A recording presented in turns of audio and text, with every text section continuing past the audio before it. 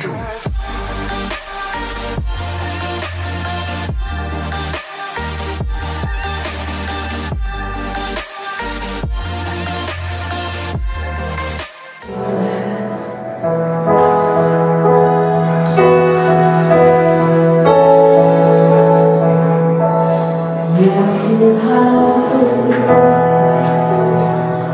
hendak bernyanyi bagimu.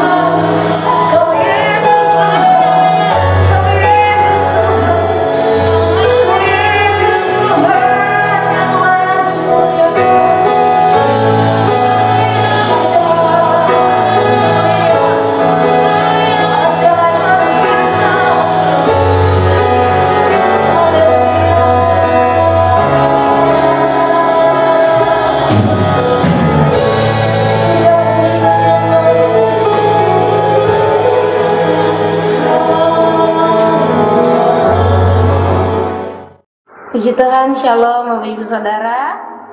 Oleh karena kasih dan kebaikan Tuhan, kita bersyukur di hari Minggu ini kita semua bisa bertemu kembali dalam ibadah di Minggu tanggal 3 Januari 2021. Pertama-tama saya ingin mengucapkan selamat tahun baru 2021 kepada kita semua jemaat GBI Getsemani.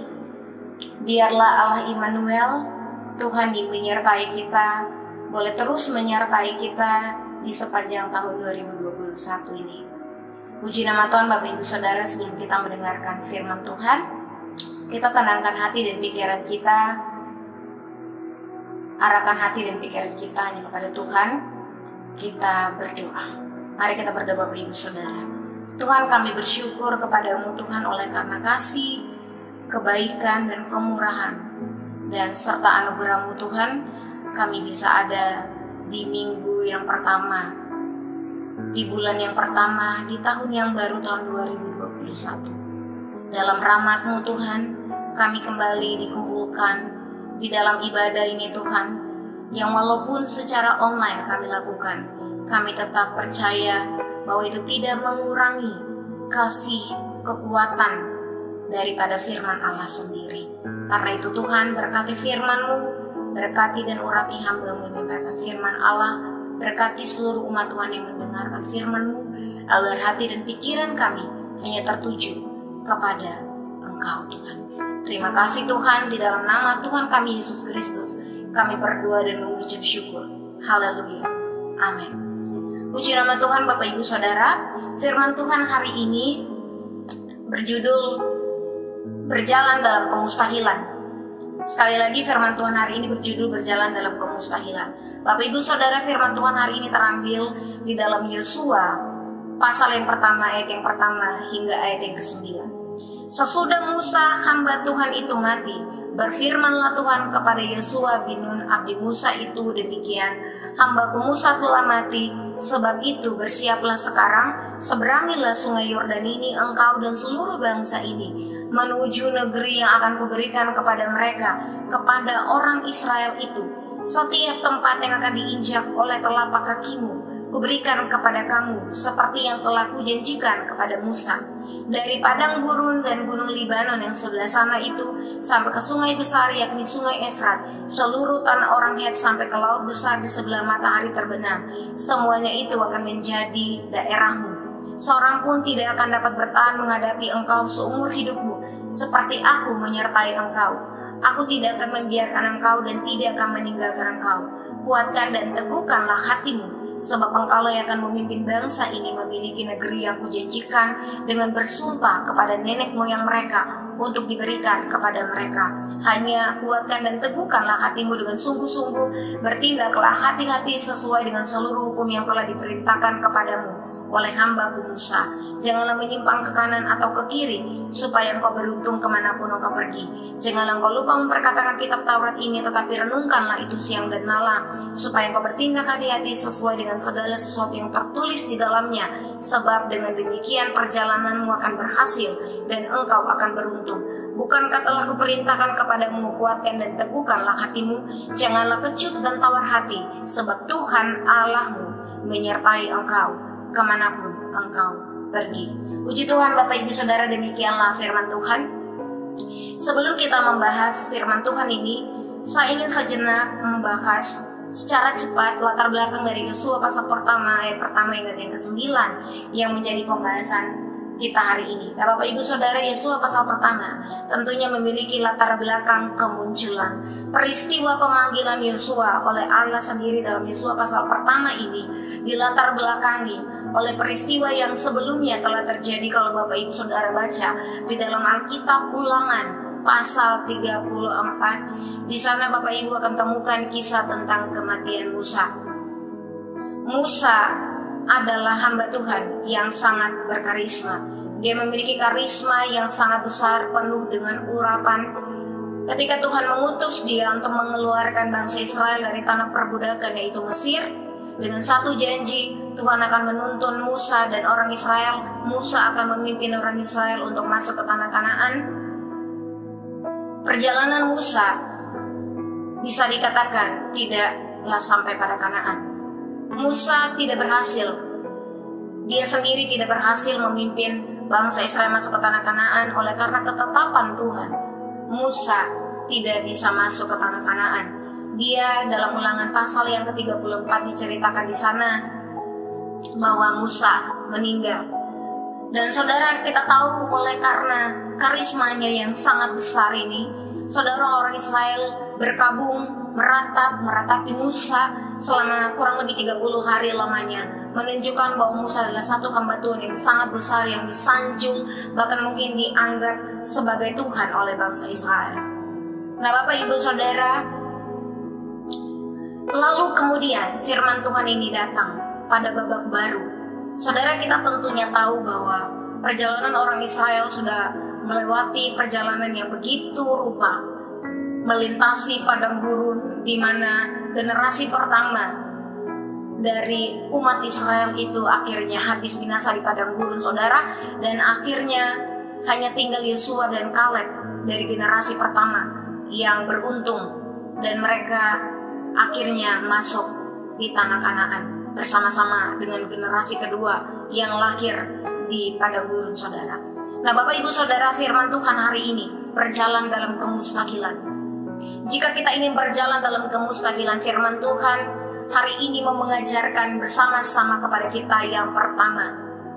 Jika engkau ingin berjalan dalam kemustahilan di 2021, firman Tuhan ayat yang pertama, ayat yang kedua, sesudah Musa hamba Tuhan itu mati, berfirmanlah Tuhan kepada Yosua bin Nun abdi Musa itu demikian, hambaku Musa telah mati. Sebab itu bersiaplah sekarang, seberangilah sungai Yordan ini engkau dan seluruh bangsa ini menuju negeri yang akan kuberikan kepada mereka, kepada orang Israel itu. Nah, Bapak Ibu Saudara, saya tidak tahu apa yang saudara gumuli di 2020. Mungkin kau bergumul dengan sakit penyakit, mungkin kau bergumul karena kematian orang yang kau kasihi, mungkin kau bergumul dengan kesulitan-kesulitan oleh karena ekonomimu yang terhimpit dan lain sebagainya, dan persoalan itu tidak kunjung selesai. Mungkin ada yang sudah selesai, thank God kalau itu selesai, saudara. Tapi jika ada yang belum selesai sampai hari ini pergumulannya, saudara, Alkitab mencatat orang Israel bergumul dengan satu kemelut yang besar, yaitu ditinggal mati oleh Musa. Tetapi kemudian firman Tuhan datang dan berkata kepada Yosua, yang kemudian akhirnya diteruskan kepada orang Israel, bahwa bersiaplah sekarang. Saudara, di 2021 Tuhan ingin kita berjalan bersama dengan Dia. Perjalanan kita tidak terhenti hanya oleh karena engkau sedang bergumul dengan sakit penyakit. Perjalanan kehidupan, perjalanan iman kita tidak berhenti hanya oleh karena engkau ditinggal mati atau ditinggal pergi oleh orang yang sangat engkau cintai. Perjalanan kita tidak berhenti hanya oleh karena kita dihimpit begitu rupa, oleh karena kehilangan pekerjaan, oleh karena kehilangan hal-hal yang lain yang begitu berharga dalam hidup ini. Tapi Tuhan ingin berkata, bangkit dan bersiaplah engkau. Persiapkanlah dirimu, persiapkanlah kalau engkau punya keluarga, persiapkanlah keluargamu, hai bapak-bapak kepala rumah tangga, persiapkanlah keluargamu, sebab Tuhan ingin engkau bangkit dan berjalan bersama dengan Dia di 2021. Tetapi semua itu harus dimulai dengan mempersiapkan diri. Ambillah seluruh perlengkapan senjata Allah menjadi persiapan rohani. Sebab yang paling pertama yang harus dipersiapkan oleh setiap anak-anak Tuhan adalah mempersiapkan diri secara rohani, secara spiritual. Jika persiapan secara rohani sudah dibangun begitu rupa, maka mental, maka fisik kita pun akan ditunjang oleh karena kita punya roh yang kuat. Bapak Ibu Saudara, bukankah 2020 sudah mengajarkan kepada kita bahwa kita tidak tahu apa yang akan terjadi di 2020. Kita tahu-tahu lagi ngerayain tahun baru dan tiba-tiba bulan Maret datang pandemi yang secara serentak, secara spontan dan secara besar-besaran menyerang negara kita. Dan bukan hanya negara kita, tapi menyerang seluruh dunia. Dan banyak sekali orang yang akhirnya berpikir bahwa jika negara kita sudah melakukan persiapan, jika virus itu mungkin waktu dia masih ada di Malaysia, tetapi pemerintah sudah melakukan langkah persiapan yang besar atau langkah persiapan yang begitu rupa, mungkin corona tidak akan memakan korban jiwa di Indonesia yang begitu banyak, saudara. 2020 mengajarkan kita bahwa jangan hidup tanpa persiapan. Firman Tuhan hari ini berkata bahwa Tuhan berkata kepada Yosua, Begini, bersiaplah engkau, karena engkau dan bangsa ini akan menyeberangi sungai Yordan. Mereka akan masuk ke tanah yang diberikan Tuhan, yaitu tanah Kanaan. Tetapi ada satu tantangan, ada satu battle yang harus mereka hadapi sebelumnya, yaitu sungai Yordan yang tentunya sangat besar, arusnya sangat kencang dan tentunya dalam, saudara. Tetapi mereka sudah tahu terlebih dahulu tantangan apa yang ada di depan mereka, saudara.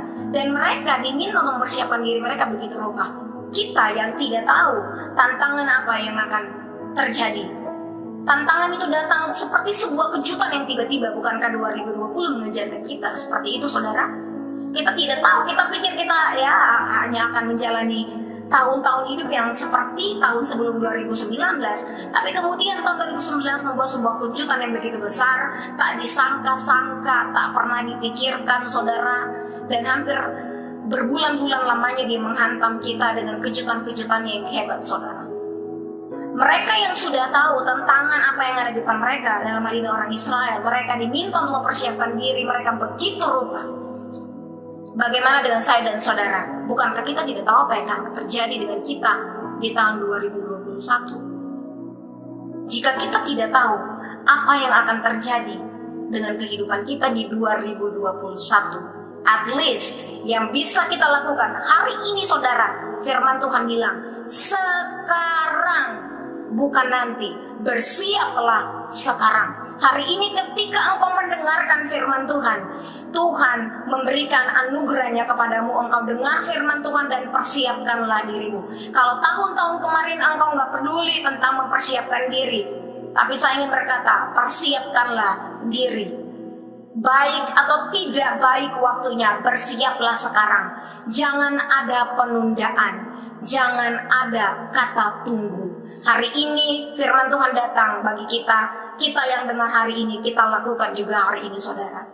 Firman Tuhan hari ini berjalan dalam kemustahilan. Saya percaya 2021 saya akan melihat kemustahilan demi kemustahilan, mujizat demi mujizat. Tetapi jika Tuhan ingin melakukannya dalam hidup saudara, dan saudara ingin hal itu terjadi dalam hidup saudara, bukankah kita harus mempersiapkan diri kita untuk menerima itu? Itu yang pertama, saudara. Yang kedua, berjalan dalam kemustahilan akan terjadi jika kita percaya dan bersandar kepada janji Allah. Nah, Bapak Ibu Saudara, firman Tuhan ayat yang ketiga sampai ayat yang kelima, di situ firman Tuhan kembali ditegaskan kepada Musa tentang janji Allah. Janji Allah tentang negeri yang akan dijanjikan, negeri yang akan diberikan kepada orang-orang Israel. Setiap jengkal tanah, setiap petak tanah yang dijanjikan oleh Allah kepada Abraham, juga kepada Ishak, juga kepada Yakub, diulang kembali ketika Tuhan panggil Musa untuk memimpin bangsa Israel. Dan dalam pembacaan kita ini diulang kembali kepada Yosua, apa yang akan dimiliki oleh orang Israel. Saudara, janganlah kita menjadi lemah oleh karena kemelut-kemelut hidup. Janganlah kita menjadi lemah oleh karena kita khawatir dengan tantangan apa yang akan menimpa kita. Bukan itu persoalannya. Saudara, mungkin orang Israel, pembahasan ini, pembacaan firman Tuhan ini membahas tentang satu janji tentang tanah Kanaan yang secara physically itu ada di Israel sana kepada bangsa Israel, kepada umat Allah yaitu orang Israel. Lalu bagaimana dengan kita, saudara? Janji seperti apa yang kita mau pegang hari ini di 2021? Tuhan punya begitu banyak janji. Saya percaya Tuhan bukan hanya berjanji tentang pemeliharaannya kepada kita secara fisik, secara finansial dia memelihara kita, secara kesehatan dia memelihara kita. Tapi yang lebih daripada itu, saudara, yang paling penting tentang janjinya, yaitu janji tentang kekekalan. Saudara, kita akan sama-sama lihat tentang Abraham. Abraham menerima janji-janji Allah. Sebenarnya dia, kalau kita baca Alkitab, menerima kurang lebih 3 janji. Kalau kita baca di dalam Kejadian pasal yang ke-12, di sana ada 3 janji yang diberikan Allah kepada Abraham. leluhur dari orang Israel, Bapak Ibu Saudara. Tetapi kalau kita baca Saudara di dalam Ibrani pasal yang ke-11 ayat yang ke-10, firman Tuhan berkata seperti ini, sebab ia di sini adalah Abraham, menanti-nantikan kota yang mempunyai dasar, yang direncanakan dan dibangun oleh Allah. Ayat yang ke-16 Ibrani 11, tetapi sekarang mereka merindukan tanah air yang lebih baik, yaitu satu tanah air sorgawi. Sebab itu Allah tidak malu disebut Allah mereka, karena ia telah mempersiapkan sebuah kota bagi mereka. Kita tahu bahwa hanya oleh janji Allah kita menjadi kuat. Hanya janjinya yang menguatkan kita untuk berjalan bersama dengan Dia. Tetapi saya mau mengarahkan pandangan kita bahwa di 2021 jangan hanya kita tinggal klaim janji Allah tentang kebutuhan-kebutuhan semata, karena firman Allah berkata, lihatlah bunga di padang, lihatlah burung di udara, mereka yang tidak bekerja, mereka yang tidak perlu melakukan usaha begitu rupa dipelihara Tuhan, apalagi kamu yang dicipta seturut gambar dan rupa Allah. Bukankah Tuhan akan memberikan janji-janji pemeliharaannya, saudara? Tapi yang terutama poin yang kedua, berpegang dan bersandarlah kepada janjinya tentang kekekalan. Kalau kita baca di dalam Yohanes pasal yang ke-14, Bapak Ibu Saudara bisa lihat di sana. Yohanes pasal yang ke-14. Ayat yang pertama hingga ayat yang kedua. Janganlah gelisah hatimu, percayalah kepada Allah, percayalah juga kepadaku. Di rumah Bapakku banyak tempat tinggal. Sebab aku pergi ke situ untuk menyediakan tempat bagimu. Saudara, bukankah lebih daripada sekedar janji-janji Allah tentang kesehatan, tentang pemeliharaan Tuhan? Bukankah janjinya yang paling menghibur adalah setiap anak-anak yang percaya kepadanya mendapat tempat perhentian, supaya di mana Tuhan berada, di situ juga kita berada. Harusnya ini menjadi satu kekuatan, satu janji Allah yang terus mendorong kita, supaya bukan hanya berharap kepada janji-janji Allah yang berupa hal-hal jasmani atau hal-hal yang bersifat materi, tetapi lebih daripada itu berharap kepada janji Allah tentang tempat kekal bagi setiap kita. Itu yang kedua, Bapak Ibu Saudara.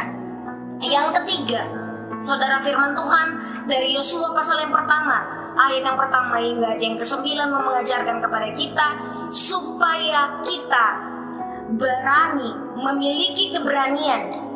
Yang ketiga, memiliki keberanian, iman yang teguh, saudara. Itu terdapat, ya, bisa kita lihat di dalam ayatnya yang ke-6 hingga ayat yang ke-7 dan ayatnya yang ke-9. Saudara, 3 kali firman Tuhan ini diulang kepada Yosua. Kita tahu bahwa Yosua bukanlah orang yang penakut, saudara.